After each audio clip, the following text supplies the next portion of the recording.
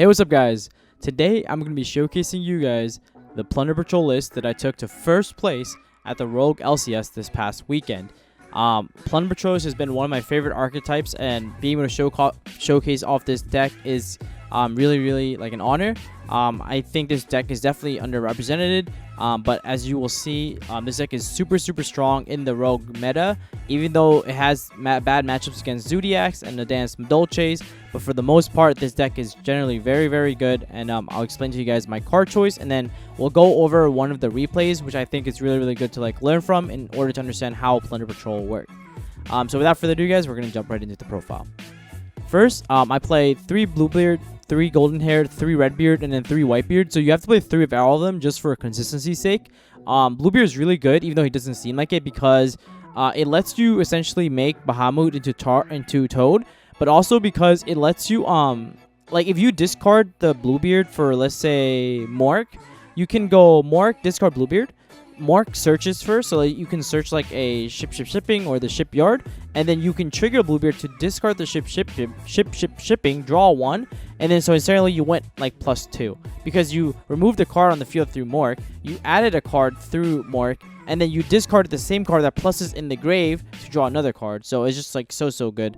I really like Bluebeard. I think he's so underrated. I think careful utilization of him is insane. The 2 tuners in the Plunder archetype is Whitebeard and Golden Hair, and the mistake that I see a lot of Plunder players make is that they don't hard make the Plunders. Like, they actually don't hard make the extra deck. What I mean with is, like, I don't see a lot of people hard making Mork. They don't hard make Bran, and that is definitely like super limiting, because when you hard make, for example, Mork, right, your Plunder Patrol cards cannot be destroyed by Battle or Card Effect. Let me say that again. Your Plunder Patrol cards cannot be destroyed by Battle of Card Effect. You have a double Gears of Protection. Like, that's absolutely insane. It can pop your field spell. They can pop the emblem. They can pop booty. Like, it's just so nuts. And next, I main deck 3 emblems. So I main deck 3 of this just because of the fact that I generally only play 2 because it's searchable. And you want to have like a decent amount of Plunder Patrol cards in your deck. At least I would say like 20 plus, just so that you have a really high chance to have them in your starting hand, as well as a high chance to top deck into them if you use Blackbeard's effect, just so that your extra deck monsters effect to banish or, like, you know, to put threats up on the field is always live. But I decided to bump it up to 3, and the main reason is because I expected a lot of Plunder Mirror. I expected a lot of people to be playing this deck, but unfortunately I didn't see a lot this past weekend. But I did expect a lot of mirrors, and Plunder Emblem in the mirror is so broken because you can emblem equip it to your opponent's monster, use their monster as material, and then boom, automatically game. Because you literally use your resources for your resource, and then so you essentially, like, imagine if you can like Chimera Tech your opponent's Cyber Dragon. This is what Emblem does for the deck. Like, it's that insane. And now I only play this as a one-off. It's Patrol Shipping. This card is like essentially the polymerization of the deck. I actually don't like to play this card at multiples because it's a one-off, so you can technically search it, and then if you have it in your starting hand, you can always discard it to go plus. Typically, I like this card. It's like okay for me because you have to keep in mind, like, shipping is only live if you hard draw it with 2 other Plunder Patrol monsters. And with only 12 in the archetype, it's not that likely to draw 2 ofs when you only play 12 monsters, right? And if you draw 2 of the same one, it's really not that plus. So, like, yes, this card does come up, and I have it still 1 in the main deck because you can technically still search it and play around Nibiru and OTK your opponent with shipping, which is why it's really good for that. Next, I play double Plunder Patrol Booty. This card is really neat because of the fact that it can recycle your resources. It has that effect. People think it's just a monster reborn. No, it's even better than that because it actually recycles your Plunder extra deck. And that's something that I really like. The fact that it has an in-archetypal way to shuffle back your resources. Of course, the main reason that it's really good, and I have it at 2. You search it for the 3rd time. I only play this card at 2 for the sole reason that, like, you technically have 5 copies with the field spell, or 6 if you count terraforming.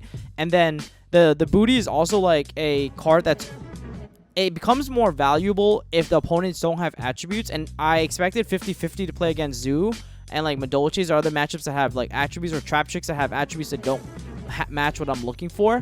Therefore, like, booty is like really good in that essence. But yeah, it's just like that's like the only like reason why. But like, to be fair, it's against every other matchup, like, you don't really need this, because even if you monster reborn back like a negate, like, you can only have at most like a Mork, a Bran, and a List, right? Like, having more than those like doesn't actually help you, because they're all like hard ones per turn. Like, double Mork doesn't actually mean double Vanish, so that's why like Booty I would say is okay at 2.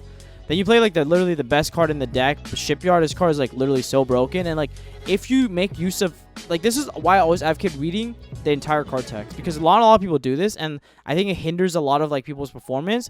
Like, Shipyard has a graveyard effect. Like, there's so many situations where I'll use Golden here, dump Shipyard, just so that I can get it in the grave and then recycle it back by returning back like a face-up Booty in my spawn trap zone, or like I would banish shaping, equip the emblem, bounce emblem back to hand, reset the field spell, act, then emblem is back in my hand. I can then use it on another card, and then it's just like so versatile. Being able to recycle spells and traps and reset itself means that like if you MSC this, you will get punished. Like, this card is just that insane. Then you play Triple Hot Desires for consistency. I would say like you have to play this. You played 3 of almost all the important stuff, and so that's why I think it's like really good to play Desires. It reminds me of like Prank Crids, where like you need to see a lot of like 1 to 2 cards to like play. Especially like you want to like dig into your deck as much as possible, and like thinning out your deck is also kind of nice, because it increases the chances of you blackbearding and top decking to a Plunder Patrol card. Terraforming for the added consistency to have the extra shipping, or sorry, the extra Shipyard. Double Cosmic Cyclone. I was really worried about Floodgate. This deck really loses to Gozen match, and like, you know, like there can only be one. So I wanted to have like main deck out to like basically people who decided to play Floodgate, especially like the Grand Maju deck, or any of like those decks that like just can play under Floodgates. Like, Madolche can play Gozen match, and that's really problematic, and it's already a bad matchup by itself. Then you also play triple Evilly Match. Evilly Match is a really powerful card. I built this list to go blind second because I really value the 6th card, especially for a deck that like isn't as consistent. So I mean, if they introduce more Plunder cards and more support for it, I think this deck would be like literally tier 1. But at the moment in time, it's not that consistent. Therefore, like, I wanted to have the 6 cards, so I decided to play a go second list, and I decided to put in like some of the best cards going second in the current metagame without making your deck too bricky. And Evenly Match was that answer, because Evenly Match is really good against generators because they control tokens. You banish everything except the tokens. It's also really good against trap chicks because they have it affects the player, not the card. Therefore, like Sarah as well as Rafflesia can get banished under Evenly Match. That's a ruling thing that a lot of people don't know.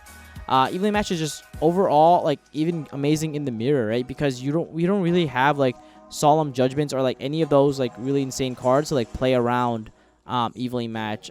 It's just like overall really strong card in Rogue, just because not a lot of decks have like the means to out it.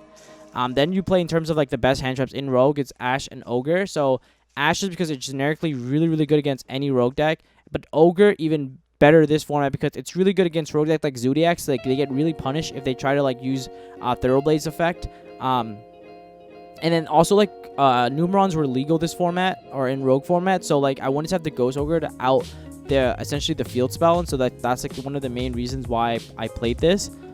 And it's also like a light. So why is that important? Well, because Emblem lets you cheat out any extra deck monster based on the attributes you control as well, or in your graveyard, as well as your opponents, right? So that's why it's really nuts, because Emblem essentially makes it so that you have cards that you couldn't really summon before unless your opponent controls certain attributes, and unless you cheat that out, which is why like Emblem was at 3 and then Booty was at 2, because like Emblem lets you play and it's a lot faster. At least it lets you like turbo out your cards like turn 1, and then turn 2 if you were to like ogre them and they're playing like trap chicks, for example, you can still Emblem and made a list, and that list is really hard for like the trap chick deck to like get over. Then I play 3 kaijus. I play Radiant, Dogoran, and Jizukiru. I like these kaijus because they gave us attributes that gave us extra deck access that did something, right? So Dogoran getting us a spell trap removal, Jizukiru getting us a negate as well as special summon, and then you have Radiant allowing us to get access to Mork, right? These extra deck colors from the kaijus are really nice. And then going second, like kaijus are really powerful, especially in like the mirror, like in the generator deck, because if in the generator deck they activate the field spell and they just summon Har or they summon Loper and they try to chain into it, what I can do is immediately at the start of M1 I just tribute their negate, and then they can't activate boss fight to activate another field spell. Well, they can, but they won't be able to summon another monster because all their zones will be clogged up. So like do this a lot in generators where people don't notice this, but if I have a boss fight, if I have a boss stage and a boss fight set, sometimes I would activate boss stage, summon the har, but then won't use the second effect to make tokens. Well, why do I do that? Because I'm playing around the kaijus, and that's something you have to keep in mind. And I expected a lot of generators because they're very, very strong in the rogue meta, so that's why the kaijus are in the deck. But like I said before, they're just really, really good against any rogue deck, right? Like, just because they're a form of removal that it's just inherent. Like, you can't really respond to like these kaijus. Like, I mean, you could strike your own kaiju, like the kaiju I summoned to you, but there's no point, you still lose the monster. Though it guarantees removal, and that's what I really, really like about them. And then of course, the one, the only Pancratops. I love this card. It's really, really nuts in the mirror because it's an earth attribute. So like, you can just summon Pancratops and then beat over the Blackbeard and then not let them tag out, and that's so huge, especially in the mirror. And then so Pancratops is just like so insane, being an earth attribute and like a really, really strong, powerful card. Next, I'll go into the extra deck. So we have List, triple List, because List is like one of the best cards. Thunder Dragons are seeing a lot of popularity, so I wanted to have List at 3 because it's probably like the best one. Technically, you can cut this down to 2 and play 2/2/2s, evolve them in triple Blackbeard, but I felt that I needed the third List because I felt like I was going to try and summon him as much as possible just because he was so much utility. Bran is nuts. I won the generator matchup with Bran. Essentially, I was able to just... He ashed me, and then that ash gave me access to Bran. Also, Loper, the Yu-Gi-Oh card. Let me 1 second. Loper is a fire, so Loper gave me access to Bran as well. So like, when he normal summon Loper, I can just make Bran and then banish the field spell at his end phase. So that's really, really neat. And then Mork is just disgusting. Like, this card is nuts as well. It's a quick effect banish, and it can, you know, protect your cards from getting destroyed. So that's really, really neat. Triple Blackbeard, not much to say about this. You have to play 3 of him. He's the one that you like use the most, and you can run out of him. But having 3 makes it like so it's really, really hard to like run out of him as a resource in the next deck. Almirage, because it combos really well with Bluebeard and Golden Hair and Redbeard. There's situations where you do that. Almirage also being really insane because there were situations where I made Almirage first, and then I played off Golden Hair, and then he tried to Torrential Tribute me, and I just chained Almirage and then protect my cards from being destroyed. That's really neat. The second effect, where a normal summon monster you control destroyed by battle, is really, really strong as well. I really like the Almirage effect for that, being more of a recurred itself from the graveyard. That's the reason. Bahamut Shark, and totally not much to say. The cards are nuts. And then I played 2 level 8 Synchro. This was something I was testing, so I played Drag Die because I wanted the spell Trap Negate in the matchup against sorry, I'm blanking on it. Against the generator matchup. Like, essentially, I wanted to make sure that I had spell trap removal and negate to like make sure that like the generator deck just cannot play. Like, I would constantly negate you know, the field spell. And Drag Die is nuts because even if they have like a second one, like I can negate the first one on their turn and they can flip another one. But Drag Die negates both activation and effect. So like, if they somehow got slipped the second one through me, I can just negate it, and then Drag Die single-handedly just wins you like the game against like the generator matchup, which is a really tough matchup. And then you have like White Aura Whale. White Aura Whale is nuts because when you make it, you can essentially Raigeki your opponent's attack position monster, and so it's like a pseudo lightning storm that's really, really easy to summon, but also being to like attack multiple times against enemy monsters, as well as doing piercing damage, makes it really powerful. It also like is really hard to out in a rogue format because if it's destroyed by battle or card effect, you can banish a water monster from your graveyard and then summon it back. So like, just that utility and recursion is really, really strong from a White Aura Whale perspective. And now I'm gonna head into the side deck, which I think is like probably what differentiates my deck from other Plunder lists, as I'm constantly evolving and theorizing new ways to make the deck better. I'm playing Double Judgment and Double Strike. So my reasoning for this was I essentially wanted ways to have like spell speed 3 interactions against opponents, and because the format is a lot slower in Rogue, having spell speed 3 counter traps backed by like, you know, like big monsters and like crazy abilities is really, really strong. So I wanted 2 and 2. I couldn't decide what was better last minute, so I went with 2 and 2. In hindsight, I think I would bump Judgment to 3 and take out 1 DD Crow, and then just keep 2 Strike. I think that's a really good ratio. And then in terms of like the spice, I played triple Torrential Tribute and 2 Fury of the Karyushin. So not a lot of people know this card exists, but I'm going to release the sauce now. This card says you can search Torrential Tribute, and if a water monster you control would be destroyed by card effect, you can banish this card from your graveyard instead. Why is this broken? Well, because it means that you don't lose to Dryden, and like your normal summon is no longer impacted in terms of like, if you go Fury of the Karyushin, search TT, normal summon like, you know, let's say like Redbeard, because you're forced to, if you get immediately dried in, you can like protect it with Fury, right? Like that's really neat. And so the ratio I played 3 and 2 was because it's better to top deck it's better to have the torrential in your starting hand without searching it so that they can't play around it, or like they don't play around it. But then Fury I played at 2 because when you search it, TT becomes more public and the opponent can play around it if they're really clever. So it makes it a lot harder for that torrential to be a surprise factor. But torrential was like the literal nuts. I would search that card and have such a huge setup that like the opponent was put on so much pressure, and like knowing that he cannot like lightning storm my monster was just even more nuts.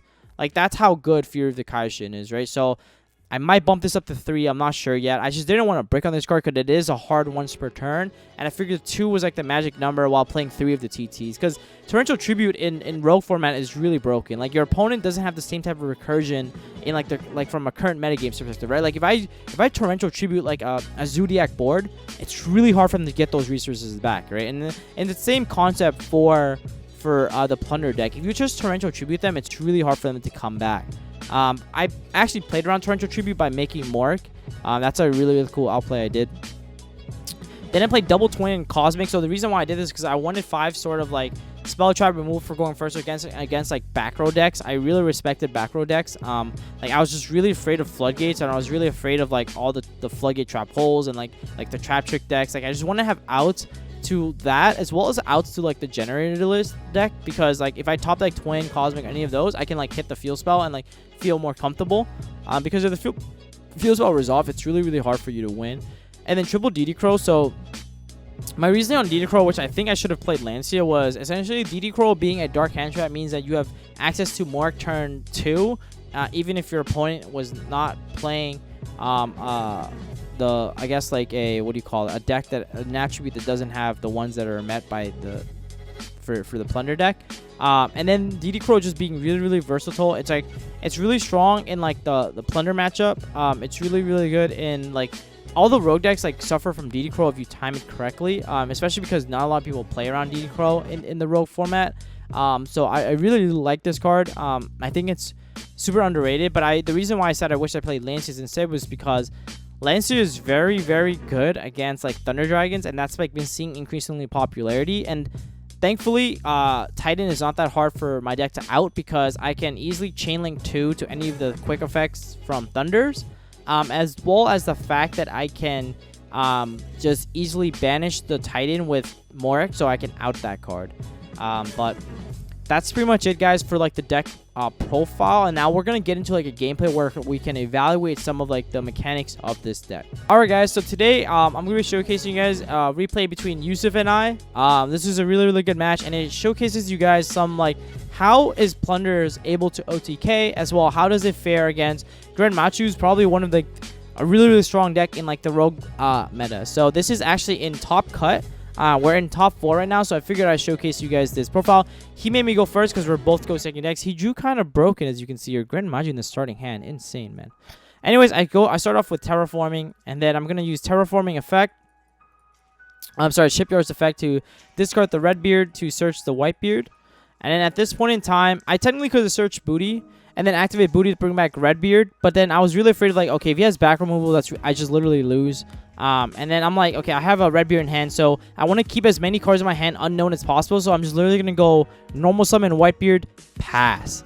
And then at this point, he's going to go Alert, discard the Chupacabra. He draws into a second Gren. He's going to reveal the Bigfoot. I'm going to actually hit the Bigfoot. He's going to target the Whitebeard. I'm like, you know what? I'll let that resolve. Then I'm just going to summon the Redbeard now. So at this point, I have Redbeard in hand. He's going to use Thunderbird effect. And then I'm going to actually snipe the Thunderbird, which is really good for me. And then at end phase, because he has no other plays left, you can see here, I actually just go Redbeard effect into a Mark. And now I'm going to show you guys how I try to OTK him from this position. So watch carefully, guys. So here, I'm going to go normal summon Golden Hair, use Golden Hair effect to make Almirage, and then use Golden Hair's effect to discard the Redbeard, and then trigger Redbeard to equip. The reason why I do this is so that Redbeard, because it's equipped, means that all my monsters are even bigger through Shipyard. I then make Blackbeard off these 2 cards, and then equip the emblem to the Mark. So my monsters are absolutely huge. So freaking Mork is at 2,000 plus attack because it gains 500 for each of the Spell and Trap Plunder Patrol cards, and an extra 500 off Emblem.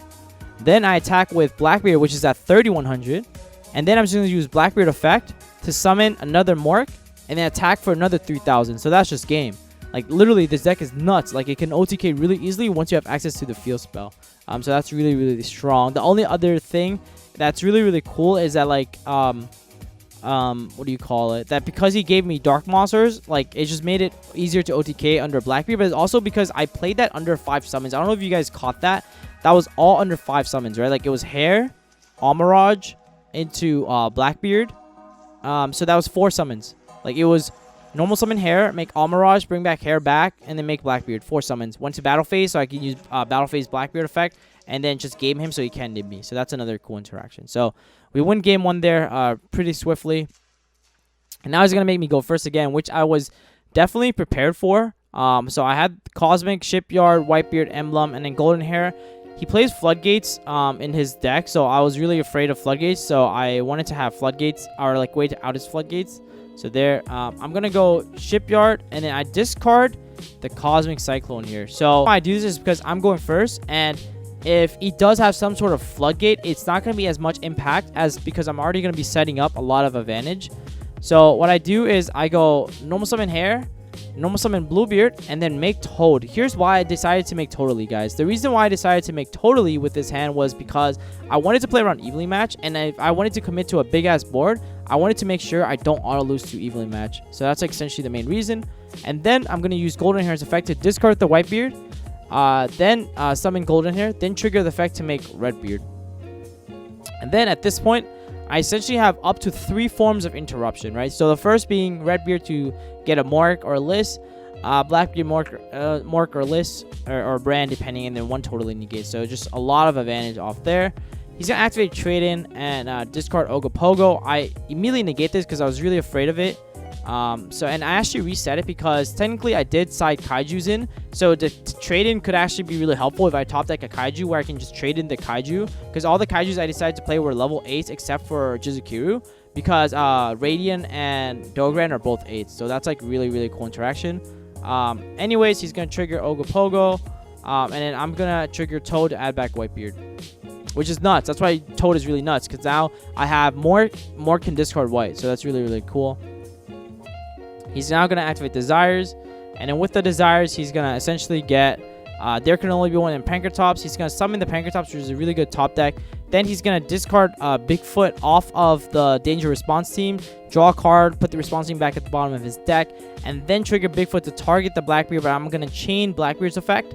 So here's a really cool thing. He actually didn't chain Pankratops to the Blackbeard effect, but if you were, Blackbeard actually would still summon Mork, and then it would just equip Blackbeard still. That's how broken this thing is. Like, so the freaking Pankratops doesn't actually out it.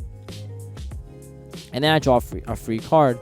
So I was explaining to him, like, if he did Pankratops it, it would just go to the grave, and then it would still attempt to equip. So the Fury of the Kaishin is going to be really nice because it helps me out his Pankratops.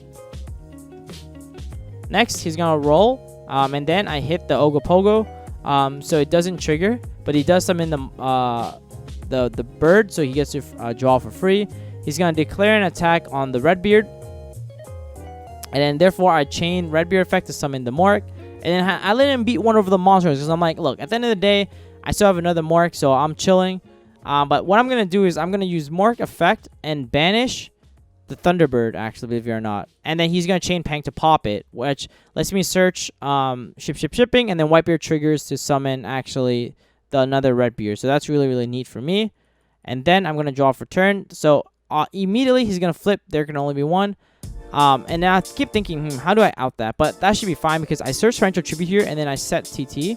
That's really, really powerful because you'll see that, like, here I even activate banish the shipping, or discard shipping to search the booty, and then torrential. So I have ways to, like, make sure that even if he does gain any sort of advantage, I can, like, essentially still be in the game.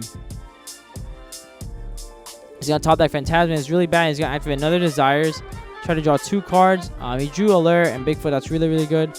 Banish one of the Phantasmes, reveal the Bigfoot.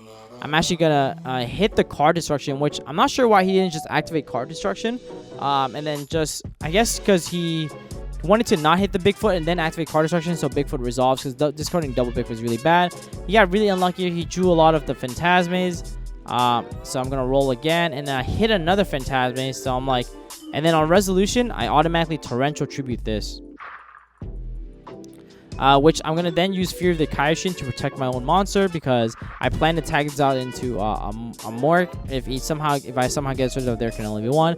He has the Super Poly set, so that's really nice. But yeah, and then I realized we took the game state back because he misplayed. He activated Bigfoot and he missed, but then because he was under there can only be one, he couldn't summon the second one. So that was like a big misplay on his part. And so he just goes to end phase, and then I activate Booty, and I make his card Fire, just to so I can out that eventually, and then use Booty effect to just shuffle back my Mork, because I had 2 in the grave and I only played 2. So it didn't really do much. I top that Cosmic Cyclone, and then from there, I should pretty much just have game. So I just was pretty much just showing him how I'm gonna get to game here. Yep, it's gonna be pretty much game. Because at this point, I just have way too much resources, and there's no way he really comes back from this. And then I make Mork to play around if he tops like Lightning Storm. But then he Super Polys me, which is really powerful. And then I'm going to activate Booty on the Drago Sopelia. Bring back Whitebeard, use effect, make Brand, just in case he tops like another Floodgate. So I want to have it this time. And because I didn't care if he beats over my Blackbeard, because at this point in time, it literally doesn't matter. And then because I'm literally just going to kill him next turn. And that's exactly what I did. Using the emblem to make the list, just so I play around Nib or any other hand trap. But I just attack. And then that's pretty much it, guys, for the top cut. But if you guys enjoyed videos like this, enjoy the commentary as well as how to play the plunders, as well as the deck profile, give this deck a shot and let me know in the comment section below what your favorite archetype is, because plunder is definitely one of mine. And also, secondly, we're almost at 5,000 subs, guys. So please, if you enjoyed videos like this, please don't forget to comment, like, and subscribe. And I'll see you guys in the next one. Hopefully 5K by then. Anyways, guys, thank you so much, and I'll see you guys in the next one. Peace.